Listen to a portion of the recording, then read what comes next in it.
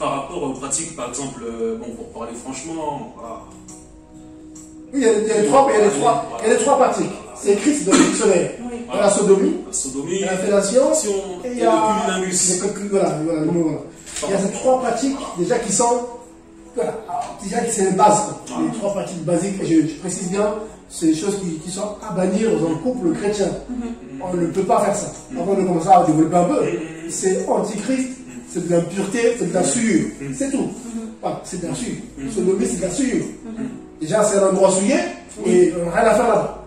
Et pour le reste, c'est la bouche de la femme ou la bouche de l'homme ne pas faire à ces deux autres pratiques, donc le cuny et puis la fellation. Ouais, c'est ça. Donc en gros, ça c'est clair. Ces trois pratiques sont à mettre à la poubelle. On ne peut pas faire ça. Du coup, moi, ce que je lui ai répondu quand elle m'a posé la question, la première chose que je lui ai dit que c'est pas écrit de manière explicite que c'est interdit. Et que du coup je l'ai poussé à la réflexion, je lui ai envoyé un passage, et le passage disait dans la parole que tout ce que tu fais sans conviction est un péché. Donc je me dis que si tu n'es pas sûr que ce soit bon ou mauvais, c'est préférable de ne pas le faire. Et bien après, je lui ai posé une question qui allait la pousser à la réflexion. Je me dis, écoute, si tu as des doutes, pose-toi la question, quelle est l'utilité de ta bouche? Quelle est l'utilité de tes yeux, de tes oreilles? Quelle est l'utilité de tes parties intimes? Quelle est l'utilité de ton anus? Quelle est l'utilité de ta langue? Je me dis que l'œil ne mange pas. Je me dis que la main n'élimine pas, enfin au niveau de la digestion. Je me dis que voilà, les fesses ne mangent pas. Enfin voilà. Et du coup, j'ai essayé de la pousser à la réflexion par rapport à ça, puisque chaque organe, chaque membre a son rôle qui lui est propre. Et puis, il ne faut pas oublier, on n'est pas des musulmans. Ouais, donc les musulmans, pour eux, vous êtes mariés. Faites ce que vous voulez, nous on n'est pas des musulmans. Nous on s'appuie sur la parole. Nous c'est la parole. C'est la doctrine. Donc du coup moi j'ai cherché, ça m'a vraiment, c'est vrai que ça m'a, j'ai cherché, franchement j'ai cherché. Quand elle m'a dit ça, j'ai déjà cherché dans les Écritures. Et j'ai aussi cherché l'origine de ces choses-là. La première recherche que j'ai faite, c'était au niveau de la fellation, d'où ça vient. Et en fait, des différentes sources que j'ai trouvées, c'est expliqué en fait qu'il y a plusieurs origines, mais l'origine la plus ancienne remonte à l'ère égyptienne. Et c'était lié avec des divinités, des cérémonies liées à ça, des pratiques liées à ça. Et j'ai aussi cherché chez les Hébreux voir si eux faisaient ça. J'ai regardé dans les Écritures, j'ai rien trouvé par rapport à ça. Et j'ai aussi cherché, j'ai cherché sur Internet par rapport aux Hébreux. Et les discussions étaient mitigées. Il y en a qui disaient que ça se faisait, mais il ne fallait pas que ça aille jusqu'à l'expulsion du spermatozoïde, d'autres qui disaient que non, c'est quelque chose qui ne se fait pas. Donc moi, ce que j'ai dit à mon ami, c'est écoute, réfléchis sur l'utilité de chacun de tes membres et tu trouveras la réponse. Si tu conclus que faire une fellation, enfin que ce n'est pas le rôle propre de la bouche, ne le fais pas. Tu vois. En gros, voilà, c'est ce que j'ai cherché à lui faire comprendre. Je pense aussi c'est par rapport à Hollywood. C'est dans les films qu'on voit ces choses-là. C'est ça. Hollywood, voilà. Donc on voit l'éducation sexuelle, t'as des sexologues, enfin même carrément des personnes qui sont comme des psychologues qui se disciplinent à ça, qui donnent des cours, des enseignements par rapport à ce genre de pratique, et puis il y a le Kama Sutra aussi. Ben voilà, en fait, il y a toutes des divinités derrière. Oui. C'est ça. Voilà. Et là, le yoga, oui, vous voyez le yoga, ceux qui pratiquent le yoga. Comme le yoga, c'est juste pour se calmer l'esprit. Ben, tout ce qui est pratique Kama Sutra, tout ça, ça fait partie du yoga en fait. Voilà. Il y a des, en fait, on joue avec son corps. Et le yoga, c'est une part, en gros, c'est le bout, quoi. Le bout qui apparaît à l'iceberg. En gros, c'est tout ce qui est caché, c'est tout un système. Et il y a les démons derrière, en fait. C'est ça. Vous voyez un peu. Et d'ailleurs, pour prendre le verset biblique, pour essayer de poser les choses, quand on ferait dire, si tu voulais, par rapport à ça, et tu pratiques. On se rend compte que c'est un fléau aujourd'hui. Il y a même des couples chrétiens mal enseignés, qui aiment le Seigneur parfois, mais qui sont mal enseignés, qui pratiquent ces choses en fait. Mais dans leur fort conscience, dans leur fort intérieur, ils disent, mais voilà, ok, je vais faire plaisir à mon mari. Vous savez qu'il faut aussi, comment dire, contre leur propre volonté. Je vais faire plaisir à mon mari, vu qu'il n'y a pas de verset biblique qui l'interdit. Je vais faire plaisir à mon mari, aux enfants aussi, vice versa. Je le fais quand même. On voit dans le couple où peut-être que le mari ne veut pas qu'on lui fasse comme la fellation, mais la femme veut, c'est ça. Bref, et la femme veut que le mari le fasse. Mais bon, moi j'aime pas faire ça, mais vu que je t'aime, et que j'ai rien qui est interdit de la Bible, je le fais pour te faire plaisir. Mais il le fait pour faire plaisir, sans conviction. Voilà. Ou le mari qui veut prendre sa femme par derrière, comme Romain 1 dénonce. Ils abandonnent le voie naturel de la femme pour aller derrière en fait. Elle le fait parce que mon mari aime bien. Bon, moi ça me change rien. Voilà, bref, mais je fais parce que la Bible n'interdit pas, femme soyez soumise à votre mari, comme au Seigneur. Bon je suis soumise. Oui, bon ok, je fais ce qu'il fait. C'est comme par exemple, tout à l'heure on parlait par exemple du clonage. C'est pas écrit noir sur blanc que le clonage c'est quelque chose de contre nature, néanmoins on sait que c'est contre nature. Donc c'est pour ça que je pense qu'à un moment donné, il faut quand même prendre en compte aussi le discernement, puisque chacun d'entre nous avons l'Esprit Saint. Donc, ceux qui sont convertis, parce que oui, on sait qu'ils sont convertis véritablement. L'esprit, ils ont un autre esprit que le Saint-Esprit. C'est un sujet qui est délicat. Délicat parce que c'est surtout difficile pour la femme. Oui. Pour la femme, parce que c'est un peu elle qui subit ça. C'est ça. La femme qui subit beaucoup. C'est surtout difficile pour la femme. Maintenant, c'est aussi une question de compréhension de la parole. C'est une question d'insouciance, de manque de connaissance.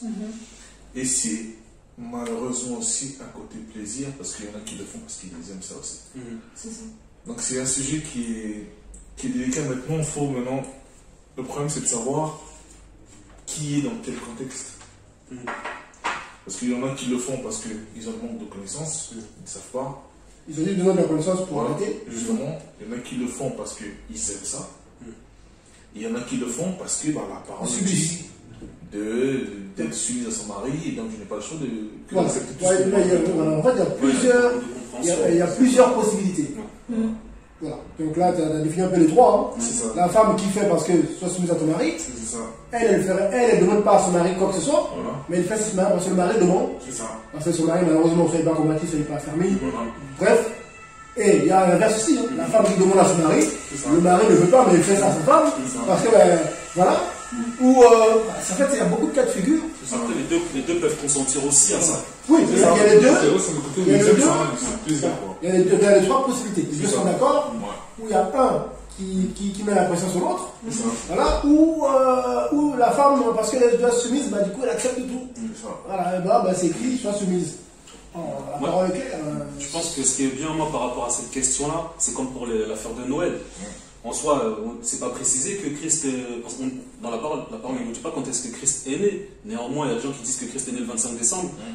Il a dû falloir rechercher l'origine de ces choses-là pour démontrer que c'est pas biblique. Donc je pense que par rapport à ce sujet-là, c'est bien de chercher l'origine justement de ces pratiques pour voir d'où ça vient. Et est-ce que, selon la pensée de la parole, du moins ce que le Seigneur veut nous enseigner, est-ce que l'origine de ces choses et la pensée sont conformes? Je pense que par rapport à ce sujet-là, c'est bien d'aller à l'origine, savoir d'où ça vient, ces choses-là. Mais déjà, ce qui est une vérité, sans pourtant avoir creusé, ce qui est une vérité, déjà, c'est que ces pratiques-là ne sont pas bonnes parce que les parties de notre corps qu'on utilise pour ça ne sont pas faites pour ça. Donc, en tout cas, c'est une vérité. Ça, en tout cas, sont pourtant la nature nous enseigne. Voilà. La nature nous enseigne. On n'a pas besoin de réfléchir. Voilà. La nature nous enseigne. Donc, forcément, déjà, si on respectait simplement l'enseignement de la nature, il y a des choses qu'on ne ferait pas. J'irai même plus loin. Moi, quand je me pose une question et que je ne trouve pas la réponse, je me dis, parce que notre modèle par excellence c'est Christ, et je me dis, est-ce que Christ aurait fait ça? Tout simplement. Voilà, tout simplement. Est-ce que Christ aurait fait ça s'il avait été là? Est-ce qu'il fait ça Non. Voilà, automatiquement, voilà. Je pense que voilà, le simple fait de penser au Seigneur par rapport à certains cas, ça nous donne déjà aussi des éléments de si on est gêné, il ne vaut mieux pas le faire. On prend le verset biblique déjà. Par exemple, prenons Hébreux 13. Hébreux 13. On connaît Hébreux 13, 4. On connaît ce que ça veut dire. Avec le mariage, voilà. Oui, c'est bon. Hébreux 13. Hébreux 13, Voilà. Je suis moi. Hébreux 13. Hébreux 13, 4. Il y a parti verset 4. 156. Hébreux 13, 4. Le mariage est honorable entre tous, et le lit sont sûrs. Mais Dieu jugera les fornicateurs et les adultères. que votre conduite soit sans avarice, étant content de ce que vous avez présentement, car lui-même a dit, je ne te délaisserai pas et je ne t'abandonnerai pas. De sorte que nous pouvons dire avec assurance, le Seigneur est mon aide et je ne craindrai pas ce que l'homme pourrait me faire. Verset 7. Souvenez-vous de vos conducteurs qui vous ont annoncé la parole de Dieu. Considérez quelle a été la fin de leur vie et imitez leur foi. C'est bon. On nous parle ici du livre nuptial. Amen. Ce livre doit être besoin de tout sûr. Il faut pas qu'il doit sûr. Mais quand on parle de sûr, les gens vont après la suite du verset. On parle de quoi? De adultère et l'adultère. On nous cite deux sûrs. Mais l'adultère. Mais c'est pas parce qu'on est marié que forcément tout est permis. Amen. On est d'accord en fait. On reprend voilà, Corinthiens 10. Il dit voilà, tout est permis, mais tout n'est pas utile en fait. C'est clair en fait. Parce que tout est permis, il y a l'excès en fait. C'est pas parce que voilà, le Seigneur a permis qu'on puisse voilà, aller ensemble pour se reproduire, ou avec un Corinthiens 7, il parle de la bienséance. Paul dit bienséance. Donc, ce n'est pas l'acte sexuel n'est pas seulement fait à la reproduction. Ok, le Seigneur a permis voilà, que oui, l'homme et la femme puissent prendre du plaisir, pas seulement pour se reproduire. C'est toléré. C'est une tolérance, sur la base. Les animaux, quand ils se reproduisent, ils font en sorte de se reproduire. Il y a des périodes pour les animaux. On le voit. Voilà. Il y a des périodes où la femelle rentre en chaleur, le mâle va vers la femelle, et puis c'est tout. Il y a les enfants. C'est tout. Et s'il n'y a pas ça, le mâle ne comprend pas la femelle.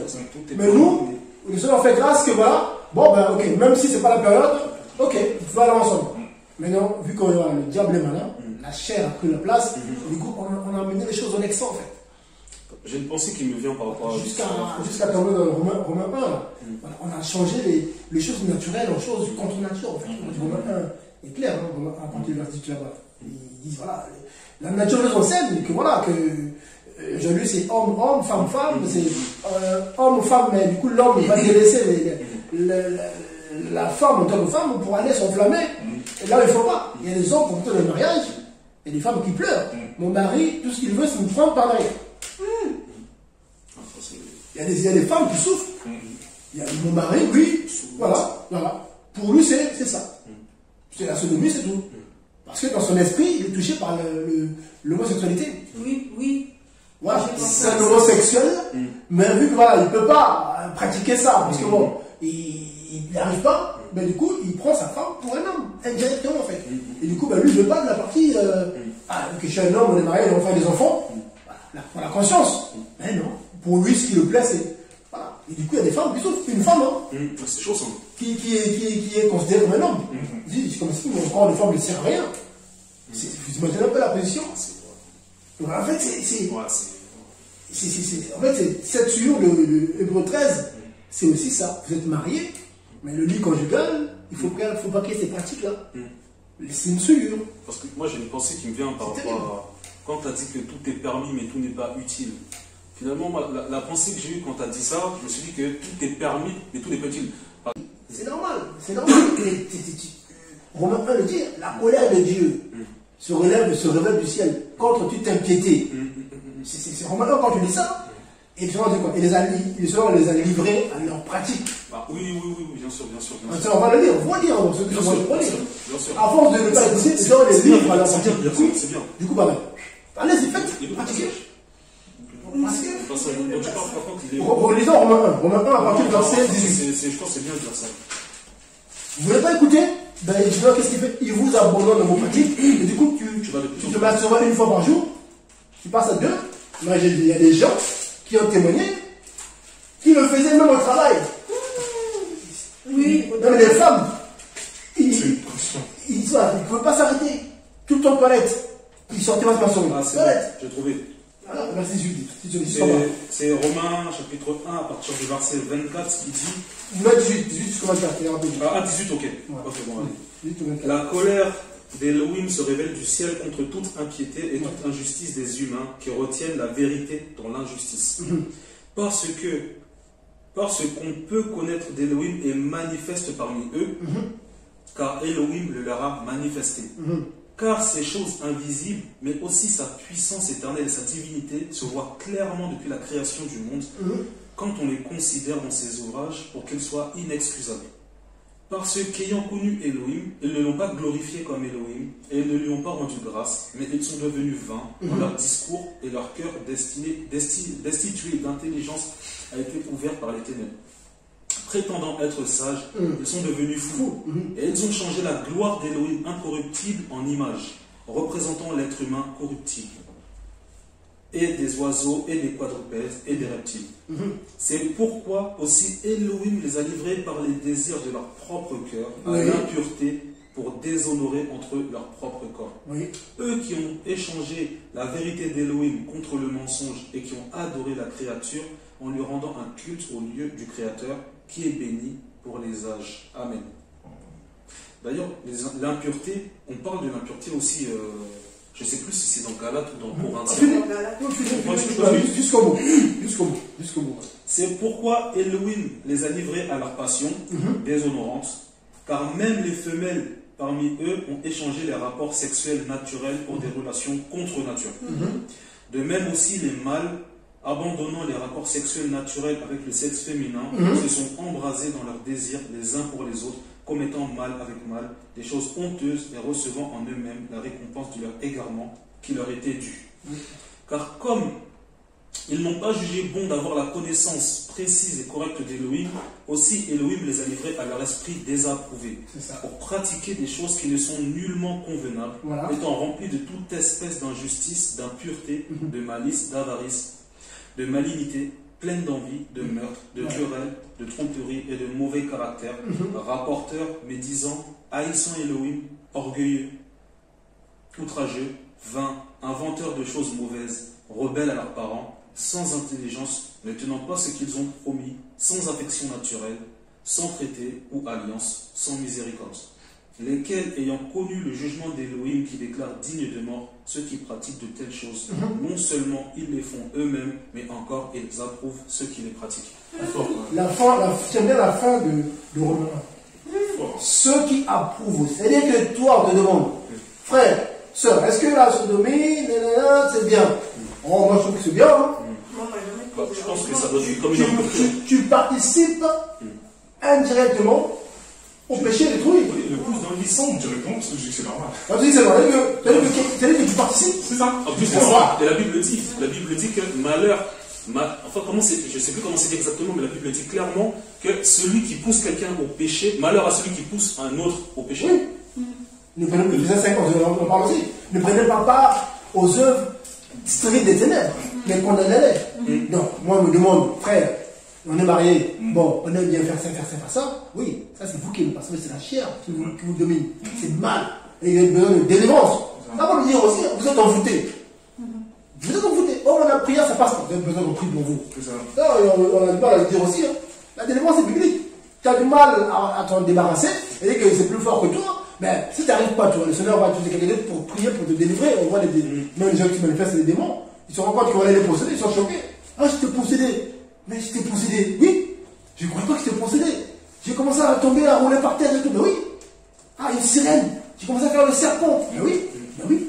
C'est cet esprit-là qui met en toi ces pulsions de courir après ta femme juste parce que il faut qu'elle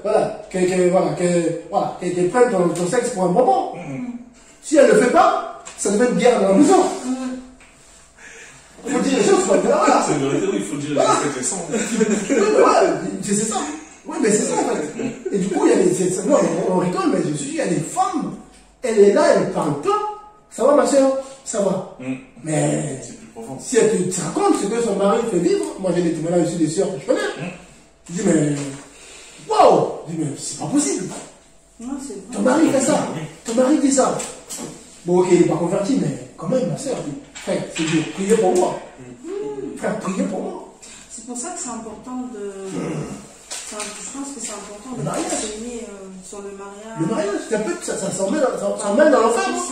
Ça emmène chez Hadès. Si tu ne persévères pas, ça peut te décrocher de la foi. Tu passes par les portes d'Hadès. Les portes larges. Tu passes par là. À cause du mariage, tu finis en bas. Parce que une pression énorme. Non, mais. Bon, je dirais même dans la vie de tous les jours, il faut avoir la connaissance. Si tu ne connais pas, c'est compliqué pour le Seigneur, parce que si tu ne connais pas, c'est. Sois soumise. C'est un verset intéressant. Femme, sois soumise. Oui, il y a beaucoup de versets par rapport à ça. Femme, soyez soumise à votre mari. C'est écrit dans le Seigneur. Dans le Seigneur. Dans le Seigneur. C'est pas comme ça. Et là, dans ces passages-là, en plus, le plus grave, je dirais le plus terrible, là, on dit que, comme le passage qu'on vient de lire là, il s'agit de personnes qui ont la connaissance. Là, le Paul parlait des gens qui sont. C'est pas des païens. C'est pas des païens. C'était des convertis qui ont fait exprès. Là, on parle homme-homme, oui. Mais quand un homme marié prend sa femme pour un homme, ben c'est ça. Un homme qui veut prendre sa femme par derrière, elle dit que c'est un esprit d'homosexualité en fait. C'est un homosexuel caché. Ben oui. C'est terrible. C'est vrai, c'est vrai. Non, c'est du respect. Voilà. Si c'est pas un esprit et que c'est une pulsion, ça te fait grave, t'arrêtes. Alors ok. Mais si il y a un foutement derrière, va arrêter ça. C'est chaud. Vouloir ça, c'est compliqué. Tu peux pas. Il faut qu'il y ait un esprit, tu peux pas vouloir ça. Oui, il y en a, c'est par habitude. Le corps a plus goût. Il y en a qui arrêtent tout de suite. Comme la masturbation, beaucoup, les gens arrêtaient sur la fréquence, ils ont arrêté. D'autres, ça a pris du temps. Et ils retournent. Parce que derrière, il y a un esprit qui est là. En fait, tout est envoûtement, c'est vrai. Mais il y a envoûtement. Il y en a, c'est à un niveau minime. Donc, du coup, le jour il fait grâce, c'est fini. Il passe à autre chose, il oublie. Mais d'autres, c'est bien plus profond. Combat. Du coup, le mari, c'est le jour. Justement, je ne fais pas ça. Je m'aime pas. Je ne fais pas ça. Je m'aime pas. Il ne peut pas ça. Frère, le mari, pour que je l'aime, il faut que je sois une belle mariée. Il faut que je prenne ce sens pour un moment. Il faut que ma femme veut que je puisse faire ça pour que je l'aime. Il y a des hommes qui sont. Voilà. Ça va ton couple, Dieu fait grâce. Ça va ton couple, Dieu fait grâce. Oh, mais je vous trouve souriant là. Amen, mais comment? Viens à la maison. Oh, viens à la maison. Ok. Voilà, on discute. Qu'est-ce qui se passe? Oh, mais. Ma femme là, dis tout. Mon mari là. Votre frère là. Qu'est-ce qu'il y a? Voilà. Oh, mais moi je ne savais pas, hein. On m'avait pas dit.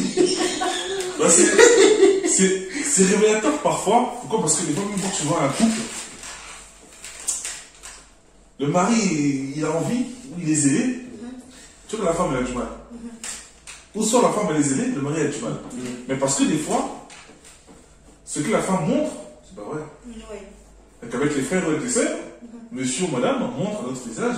C'est ça. Quand les frères sont partis, c'est ça. Monsieur est autrement, madame est autrement. Ça peut dire, mais attends. Toi, tu me dis que tu pries, mais tu es comme ça. On connaît un homme par sa femme. Oui. Nous l'avons marié. C'est ça. Voilà, pour connaître la mort. Voilà. Mais défaut, mais personne n'est parfait. Des petits trucs. Ah, lui là. Ah bon. Les chaussettes, il est traîné. Il est balancé. Chaussettes. Ah, bon. 10 ans de mariage, mais lui, les chaussettes là. C'est son problème. Il y a le panier à côté là. Mais vous mettez des temps. Il passe devant. Oui, il connaît tous tes défauts. Du coup, j'ai une question, moi. C'est au niveau de. Voilà pourquoi, pour ne pas te couper, les diacres, tu as donné ma soeur, les diacres, les anciens, il fallait qu'ils soient mariés d'une seule femme. Ils aient un bon témoignage. Ça veut dire quoi? C'est-à-dire qu'avant d'établir un diacre ou un ancien dans les assemblées locales, mais les gens connaissaient très bien le frère. Il fallait qu'il ait un bon témoignage. Ah oui? Ah ben comment il a des enfants? Ok, sa femme là, c'est il est marié. Qui connaît sa femme? Oui. Alors sa femme dit quoi? Ah, sa femme dit que son mari est dictateur. Hein? Pour la part, je crois, dans le titre. Quand il envoie un titre. Oui. Même tu veux dire c'est pareil aussi. Oui, voilà. Donc, en fait, quand ils arrivaient dans une ville, il y avait des disciples pour établir le mariage ancien, pour se carré. Il n'inquiète pas que les titres de Timothée prenaient le temps. Ils venaient au rassemblement de prière, ils venaient de prière, etc. Dieu me dit, ah, c'est qui est venu. Paul l'a envoyé. Ah, il est venu pourquoi? Ah, mais je suis venu, on va mettre en place les choses. Ah, ok. Mais du coup, il t'a dit quoi? Non, regarde, je regarde. Je sais qui t'observe d'abord. Lui, c'est qui, frère, on t'a marié, oui. Voilà, lui connaît la parole. Voilà, lui, il a l'air convaincre. Ok, il est marié, oui. Et sa femme, c'est qui? Lui aussi, il te fait une idée. C'est-à-dire qu'il n'y a pas que le spirituel.